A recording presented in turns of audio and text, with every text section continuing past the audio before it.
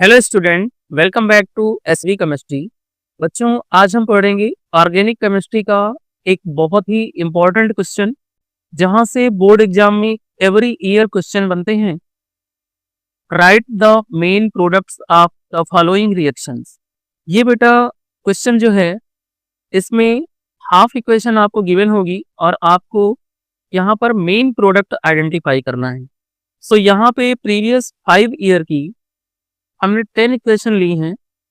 Video आपको and तक देखना है और हमें कमेंट सेक्शन में आपको बताना है कि आपके कितने रिएक्शन करेक्ट हुए। सो स्टार्ट करते हैं बेटा। फर्स्ट रिएक्शन जो है हमारी, यहाँ पे हमें एल्कीन गिवन है और ये एल्कीन फर्स्ट स्टेप में V2H6 के साथ रिएक्ट कर रही है और सेकंड स्टेप में H2O2 के साथ रिएक्ट कर रही है। तो यहाँ पर जो बेटा मेन प्रोडक्ट होगा वो हमारा क्या होगा, 1 डिग्री एल्कोहल होगा। क्या होगा? 1 डिग्री एल्कोहल, यानी कि यहाँ पे बनेगा CH3 CH2 CH2 CH2OH। 1 degree alcohol बनेगा और यहाँ पर हमें बाई प्रोडक्ट मिलेगा बेटा H3DO3 और इस रिएक्शन को हम कहते हैं हाइड्रोबोरेशन ऑक्सीडेशन रिएक्शन। और ये रिएक्शन बेटा indirect addition of water in alkene भी कहलाती है। ठीक है, तो यहाँ पर मेन प्रोडक्ट जो मिला बेटा हमें, वो क्या मिला? 1 डिग्री एल्कोहल मिला। नेक्स्ट इक्वेशन जो है हमारी, उसमें हमें फिनॉल गिवन है रिएक्टेंट, और फिनॉल फर्स्ट स्टेप में एक्वस NaOH के साथ रिएक्ट कर रहा है और सेकंड स्टेप में CO2 के साथ एसिडिक मीडियम में रिएक्ट कर रहा है।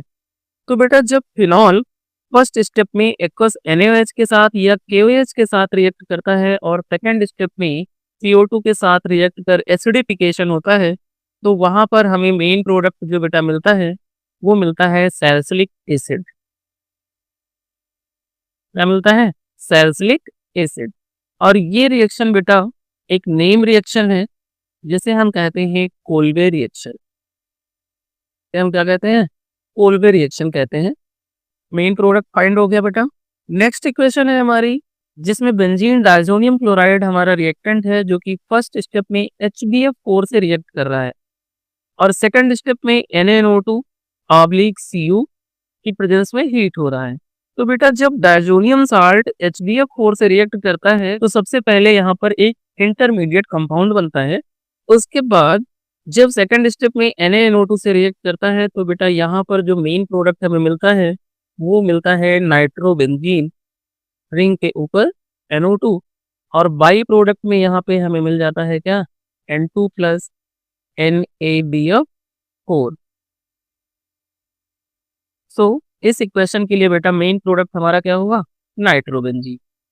नेक्स्ट इक्वेशन में हमें गिवन है सैलिसिलिक एसिड, और सैलिसिलिक एसिड एसिड एनहाइड्राइड के साथ एसिडिक मीडियम में रिएक्ट कर रहा है। तो बेटा जब सैलिसिलिक एसिड एसिड एनहाइड्राइड के साथ एसिडिक मीडियम में रिएक्ट करता है तो यहाँ पे हमें जो मेन प्रोडक्ट मिलता है वो मिलता है एस्पिरिन, और एस्पिरिन का फॉर्मूला होता है रिंग के ऊपर OCOCH3 और ऑर्थो पोजीशन पे यहाँ पे लगा होता है COOH। ये हमारा क्या है? एस्पिरिन। ये एक मेडिसिन होती है और इस रिएक्शन को हम कहते हैं एसिटाइलेशन रिएक्शन। Acetylation reaction. तो ये 4 इक्वेशन में आपको मेन प्रोडक्ट कौन से बनेंगे ये क्लियर हो गया होगा। अब हम चलते हैं बेटा नेक्स्ट इक्वेशन की तरफ। नेक्स्ट इक्वेशन है हमारी, यहाँ पर हमें डाइजोनियम साल्ट गिवन है और डाइजोनियम साल्ट बेटा एथेनॉल के साथ रिएक्ट कर रहा है। तो जब डाइजोनियम साल्ट एथेनॉल के साथ रिएक्ट करता है तो मेन प्रोडक्ट के फॉर्म में यहाँ पे हमको क्या मिलती है? बेंजीन मिलती है, और बाई प्रोडक्ट में यहाँ पे हमें क्या मिलेगा? N2 मिलेगा प्लस CH3CHO मिलेगा, यानी कि एल्डिहाइड, और प्लस यहाँ बाई प्रोडक्ट में क्या मिलेगा? HCl मिलेगा। मेन प्रोडक्ट क्लियर हो गया बेटा। नेक्स्ट इक्वेशन है, यहाँ पर एल्काइल एमीन क्लोरोफॉर्म और एल्कोहलिक KOH के साथ रिएक्ट कर रही है। हमारा क्या है? एल्कोहलिक KOH है। तो जब alkyl amine chloroform and alcoholic KOH के साथ रिएक्ट करती है तो यहाँ पे हमें मेन प्रोडक्ट के फॉर्म में मिलता है एल्काइल आइसोसाइनाइड, और बाई प्रोडक्ट हमें क्या मिलता है? KCl मिलता है, और प्लस यहाँ पर क्या मिलता है? हमें वाटर मिलता है। इस इक्वेशन में 3 मोल्स ऑफ KOH यूज होता है, तो इसको बैलेंस कर लें तो यहाँ पर 3 KCl और यहाँ पर 3H2O हमें मिल जाते हैं। और इस इक्वेशन को हम कहते हैं बेटा कार्बेन रिएक्शन। ये भी हमारी एक नेम रिएक्शन है और इस रिएक्शन को हम आइसोसाइनाइड टेस्ट भी कहते हैं बेटा। सो ये इक्वेशन बेटा बहुत इंपॉर्टेंट है। नेक्स्ट इक्वेशन की तरफ चलते हैं।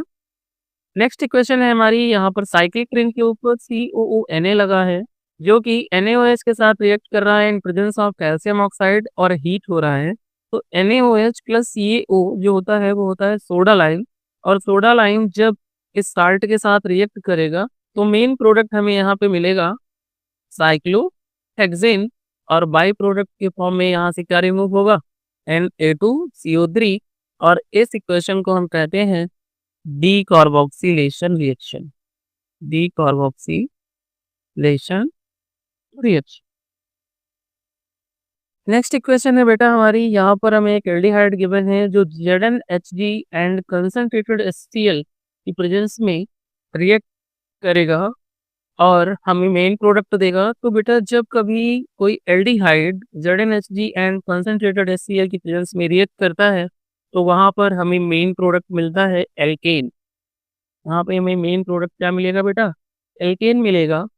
और इस इक्वेशन को हम कहेंगे क्लीमेंसन रिडक्शन। ये भी एक नेम रिएक्शन है aldehyde ketone and carboxylic acid chapter से। नेक्स्ट इक्वेशन है बेटा, यहाँ पर फिनॉल है। फिनॉल फर्स्ट स्टेप में क्लोरोफॉर्म एंड NaOH के साथ रिएक्ट कर रहा है, उसके बाद जो भी प्रोडक्ट मिल रहा है उसका एसिडिफिकेशन हो रहा है। तो जब बेटा फिनॉल क्लोरोफॉर्म और NaOH के साथ रिएक्ट करता है उसके बाद उसका एसिडिफिकेशन होता है, तो यहाँ पर हमें मिलता क्या है बेटा, मेन प्रोडक्ट के फॉर्म में मिलता है सैल्साल्डिहाइड, और इस रिएक्शन को हम कहते हैं रीमर टीमन रिएक्शन। ये हमारी कौन सी रिएक्शन है, रीमर टीमन रिएक्शन है जो कि एक नेम रिएक्शन। नेक्स्ट क्वेश्चन है, यहाँ पर बेटा हमें गिवन है अनसिमेट्रिकल एरोमेटिक एल्कीन और ये HBr के साथ रिएक्ट कर रही है इन प्रेजेंस ऑफ पेरोक्साइड।